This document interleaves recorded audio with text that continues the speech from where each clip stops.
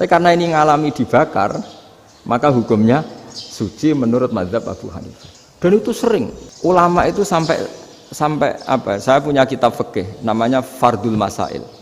Pengandaian ada masalah. Jadi masalah itu belum terjadi tapi diandaikan. Misalnya kayak di Texas. Bumi itu bulat bola. Texas itu kalau dibor itu pas Ka'bah. Lalu kiblatnya di mana? Bumi ini kan hanya rubuk-rubuk seperempat. Yang ada arah itu seperempat. Tapi kalau Ka'bah itu sama Texas atau Texas dengan Ka'bah itu lalu kiblatnya mana? Wong sudah bebas arah. Maka ilmu mengatakan mara'ahul muslimuna hasanan fawa indahu hasanun. Kamu jangan nuruti ilmu hakikat tapi nuruti mindset. Kalau mainstreamnya orang banyak seperti itu, mindsetnya orang sana misalnya Ka'bah sana ya ikut sana. Tapi ini tidak mewakili hakikat karena kalau yang 380 derajat itu kan terus ribet. Makanya ini kesulitan di bab-bab fikih. Ya saya ulang lagi, kesulitan di bab-bab fikih. Makanya fikih itu selalu bicara misalnya gini, ada orang sholat. Saya ulang lagi. Setelah salam pertama dia kentut, itu sholatnya batal apa enggak? Itu lama berdebat.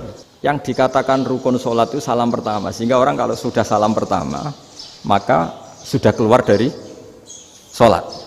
Maka kalau kentut enggak apa-apa, wong yang keluar dari sholat itu salam pertama.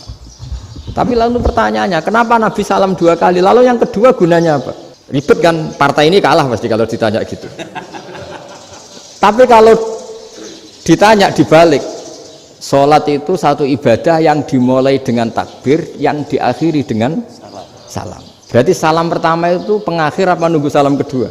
Pertama, di semua ulama bilang salam pertama. Kalau salam pertama sudah pengakhir, berarti pembatalan setelah itu nggak punya efek, nggak punya akibat. Itu kan ribet, debat fikih itu memang ribet. Fikih itu memang senam otak karena pertanyaannya mirip-mirip seperti itu. Nah, sampean milih mana? Milih salam pertama apa salam kedua? Pasti ulama milih salam pertama. Jadi anehnya fikih itu di situ. Misalnya orang mati, takbir itu berapa kali? 4 kali. Andai kan takbir 5 kali itu batal apa enggak? Satu ulama mengatakan 5 kali itu batal. Karena rukunnya sholat jenazah itu takbir 4 kali. Berhubung ini rukun, kalau nambahi ke 5, berarti menambahkan rukun. Kayak kamu sholat rukuk 2 kali kan batal. Sujud 3 kali batal karena menambahkan apa? Rukun. Berarti kalau takbir 5 kali. Tapi pertanyaannya, takbir itu adalah wiridan biasa, sehingga kalau ditambahkan nggak punya akibat. Jadi perdebatan ulama itu kadang ya lucu. Kayak kemarin Pak Haris pas pertama bertamu ke sini mau ngundang saya, tak ceritain. Dulu sholat jenazah itu pasti mayat di depan. Karena lazimnya sholat jenazah itu mayat di depan. Tapi mulai dulu ulama sudah berpendapat, andai kan jenazahnya di belakang pun tetap sah. Fa'innal janazah laisat bi imamin. Karena jenazah itu tidak imam. Kenapa harus di depan? Oh, tidak imam kok harus di depan. Itu mulai dulu. Sehingga ketika Arab Saudi pernah mengalami tragedi, ada orang yang dibungkus kayak mayit, ternyata senjata. Setelah di dekat Ka'bah dipakai. Dulu tragedi tahun berapa itu? Pokoknya pernah ada tragedi itu. Semenjak itu Arab Saudi kalau ada orang mati tetap di kamar mayit, terus ada sholat jenazah. Padahal mayitnya di belakang yang jamaah. Jadi meskipun kita tidak akan bikin ajaran baru jenazah di belakang, ya tidak keren, kasihan kan. Tetap biasanya di depan ya di depan. Tapi meskipun jenazah ini di depan, kita tetap berpendapat, andai kan di belakang tetap sah, tapi nggak usah dipraktekkan. Nah, pentingnya ilmu ini begini.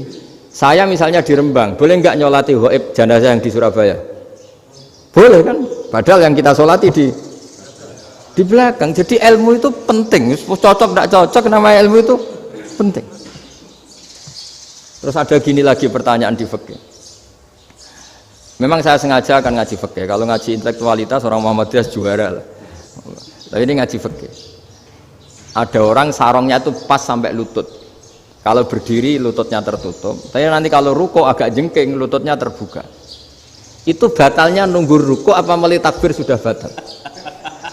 Padahal pasti nanti batal kalau ruko ini. Itu ada ulama yang mengatakan, ya batalnya nunggu ruko. Bagaimanapun terjadinya pembatalan waktu ruko. Ada ulama mengatakan yang enggak mulai awal sudah tidak sah itu, karena pasti ngalami.